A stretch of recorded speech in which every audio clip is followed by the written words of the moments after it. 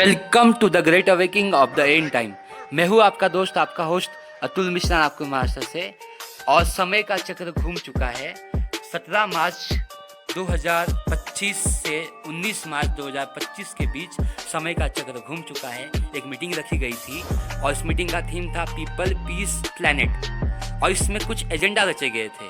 World economic forum की तरफ से बहुत सारी एजेंडा को सर्कुलेट किया हुआ है। इसमें हम आप लोग को ये वीडियो दिखाएंगे, आगे चल के इनका एजेंडा क्या वो भी बताएंगे।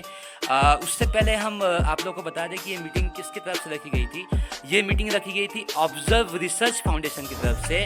रायसीना करके इनका एक डायलॉग थीम होता है। उस मीटिंग के अंदर बहुत सारी बातचीत होती है और बहुत सारे एजेंडा रचे जाते हैं और बहुत सारे एजेंडा इन लोगों ने उस मीटिंग में कवर किए हैं। वो मैं आप लोगों को वर्ल्ड इकोनॉमिक फोरम के जितने एजेंडा कॉन्ट्रीब्यूटर है सभी का वीडियो में आप लोगों को दिखाऊंगा। एज के साथ का हम पढ़ेंगे 7 वचन। हे देश के निवासी, तेरे लिए चक्र घूम चुका है, समय आ गया, दिन निकट है, पहाड़ों पर आनंद के सब का दिन नहीं, हुल्लड़ी का होगा। अब आइए इसका जो दूसरा वचन पढ़ते हैं। मनुष्य की संतान, प्रभु यहोवा इज़राइल की भूमि के विषय में यूँ कहता है, अंत हुआ, चारों कोनों समेत देश का अंत हुआ। अंत आ गया, चारों कोनों समेत देश का अंत आ गया है, तेरा भी अंत आ गया है। अब देखिए यहाँ पे लिखा है, अब थोड़े दिन में मैं अपनी जलजलाहट तुझ पर भड़काऊंगा, तुझ पर पूरा कोप उंडेलूंगा, तेरे चाल चलन के अनुसार तुझे दंड दूंगा, तेरे सारे घिनौने कामों का फल तुझे भुगताऊंगा, मेरी दया दृष्टि तुझ पर ना होगी। अब ये यहाँ पे देखिए 10 वचन।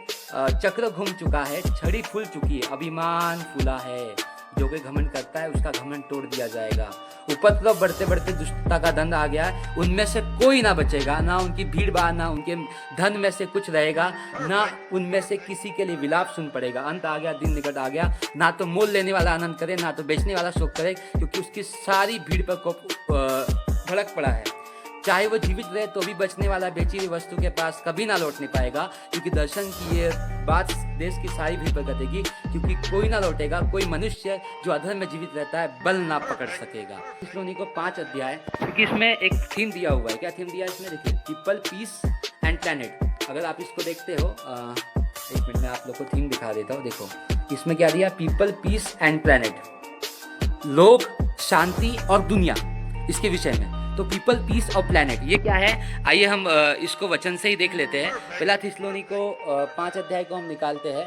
जब वो शांति की बात कही रहे होंगे तो अचानक उन पे विनाश आ पड़ेगा। पहला थिस्सलुनी को अध्याय 5 उसका 3 वचन। जब वो लोग कहते हैं कुशल है और कुछ भय नहीं, तो एकाएक उन पर विनाश आ पड़ेगा। जिस प्रकार गर्भवती पर पीड़ा, वो किसी रीति से ना बचेंगे। अब ये देखेंगे यिर्मयाह 6 अध्याय उसका 14 वचन। वे शांति है, शांति ऐसा कहकर मेरी प्रजा के घाव को ऊपर ही ऊपर चंगा करते, परंतु शांति कुछ भी नहीं। आइए हम वीडियो को अब शुरू करते हैं।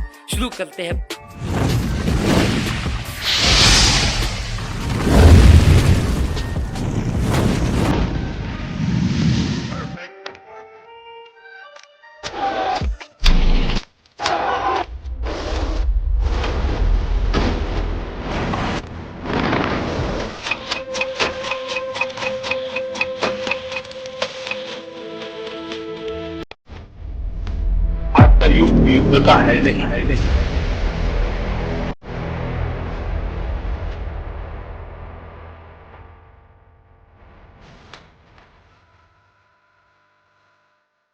अगर आप प्रॉस्पेरिटी के साथ पीस चाहते हैं तो भारत में। अमेरिका का युग अभी शुरू होता है। हम बहुत दृढ़ता से महसूस करते हैं कि एआई को वैचारिक पूर्वाग्रह से मुक्त रहना चाहिए और कि अमेरिकी एआई को अधिनायकवादी सेंसरशिप के लिए एक उपकरण के रूप में नहीं लिया जाएगा।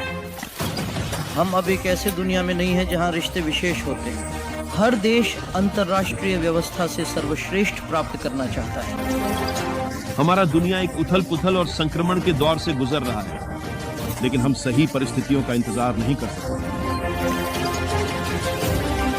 आज हमें जो निर्माण करना है, क्योंकि यह सही समय है, क्योंकि यह हमारे देश की आवश्यकता है, वह है फ्रांस के परमाणु उद्योग का पुनर्जन्म। मैं आपको जलवायु परिवर्तन पर व्याख्यान देने जा रहा हूं। हमने इस जंगल को जीवित रखा है, 19.5 गीगाटन कार्बन को संग्रहित करता है। आप हमें भुगतान नहीं करते, आप मूल्य नहीं समझते। यह एक नई औद्योगिक क्रांति की शुरुआत है और यह औद्योगिक क्रांति ऊर्जा, भोजन नहीं बल्कि बुद्धिमत्ता के उत्पादन के बारे में है। हम अपनी सफलता को उन लड़ाइयों से नहीं मापेंगे जो हम जीतते हैं, बल्कि उन युद्धों से जो हम समाप्त करते हैं, और शायद सबसे महत्वपूर्ण उन युद्धों से जिनमें हम कभी नहीं जाते। भारत न्यूट्रल नहीं है, भारत का अपना पक्ष है और भारत का पक्ष है शांति। मेरे नए आयोग की पहली यात्रा भारत होगी। हम रणनीतिक साझेदारी को उन्नत करना चाहते हैं, दुनिया की सबसे बड़ी लोकतंत्र के साथ। वसुधैव कुटुंबकम, one earth, one family, one future.